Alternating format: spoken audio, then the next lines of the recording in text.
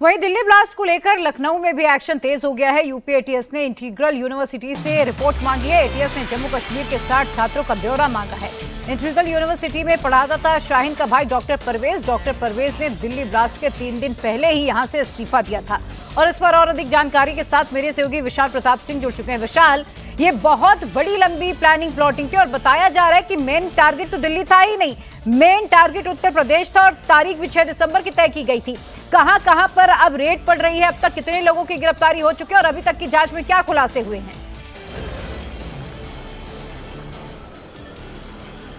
देखिए प्रिया, इस पूरे मामले में जो जांच है वो जांच का दायरा बहुत बड़ा है। कई प्रदेश हैं, इसमें सहारनपुर इन्वॉल्व है, जम्मू कश्मीर इन्वॉल्व है, उत्तर प्रदेश की राजधानी लखनऊ इन्वॉल्व है, अयोध्या, वाराणसी, प्रयागराज इन्वॉल्व है। क्योंकि जो आतंकियों का, जैसा कि आपने जिक्र किया कि जो असल टारगेट था वो दरअसल दिल्ली नहीं था, असल टारगेट था अयोध्या। और दिसंबर की जो 6 तारीख होती है, बाबरी विध्वंस की जो बरसी होती है, उस दिन की तारीख भी मुकर्रर कर दी गई थी। लेकिन इससे पहले कि आतंकी अपने मंसूबों को कामयाब होने के लिए कुछ चीजें आगे बढ़ाते हैं, बड़ी रेड होती है जम्मू कश्मीर पुलिस की, यूपी एटीएस की, और इनके जितने भी कारगुजार लोग होते हैं, जितने भी एसोसिएट्स होते हैं, उनकी गिरफ्तारियां शुरू हो जाती हैं। और इसी के बाद ये पूरा जो मॉड्यूल है, पूरा जो रैकेट है, वो पूरी तरीके से बेनकाब हो जाता है। और इसी वजह से जैश-ए मोहम्मद का जो पूरा प्लान था उत्तर प्रदेश को दहलाने का, दिल्ली को दहलाने का, तमाम धार्मिक स्थलों को दहलाने का, अपनी महिला कमांडर डॉक्टर शाहीन के जरिए वो पूरी तरीके से बेनकाब हो चुका है। और अब से कुछ देर पहले विशाल, जरा ये बताइए, चूंकि इंटीग्रल यूनिवर्सिटी से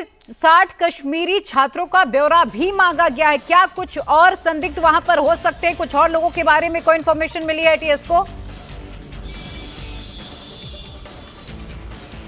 चूंकि प्रिया, डॉक्टर परवेज यहां पर 2021 से असिस्टेंट प्रोफेसर के पद पर पढ़ा रहा था। 1,70,000 रुपए उसकी महीने की सैलरी थी। वो एकाएक यूनिवर्सिटी को ईमेल करता है कि मैं कल से नहीं आऊंगा, मुझे रिजाइन करना है, मैं कहीं और ज्वाइन करना चाहता हूं। और महज 3 दिन बाद दिल्ली में धमाका हो जाता है। तो जो कड़ियां हैं वो एक दूसरे के साथ कनेक्ट हो रही हैं, कड़ियां एक दूसरे को बता रही हैं कि किस तरीके से इंटीग्रल यूनिवर्सिटी में पढ़ाने वाले डॉक्टर परवेज का किस तरीके से इस पूरे मॉड्यूल के साथ संबंध था। इसी वजह से यूपी एटीएस ने 60 छात्र छात्राओं के जो डिटेल रिपोर्ट है वो इंटीग्रल प्रशासन से मांगे हैं, यूनिवर्सिटी प्रशासन से मांगे हैं कि सभी का ब्यौरा मुझे दिया जाए ताकि पूरा इन्वेस्टिगेशन आगे कैरी फॉरवर्ड किया जा सके। लेकिन हैरानी की बात यह होती है कि जिस यूनिवर्सिटी में डॉक्टर परवेज पिछले 4 सालों से पढ़ा रहा था, महज एक ईमेल करके वो इस्तीफा दे देता है, अपना रिलीविंग लेटर तक लेने नहीं जाता है। और 3 ही दिन बाद देश में जिस तरीके का ब्लास्ट होता है वो ये बताता है कि न सिर्फ जम्मू कश्मीर, सहारनपुर, लखनऊ का सीधा कनेक्शन है, बल्कि 6 दिसंबर समझा जा सकता है 3 दिन पहले इस्तीफा देता है और आतंकी कनेक्शन भी डॉक्टर परवेज का सामने आता है। और 60 छात्रों का इसीलिए ब्यौरा मांगा गया है क्योंकि डॉक्टर परवेज ब्रेन वॉश करने में भी माहिर था।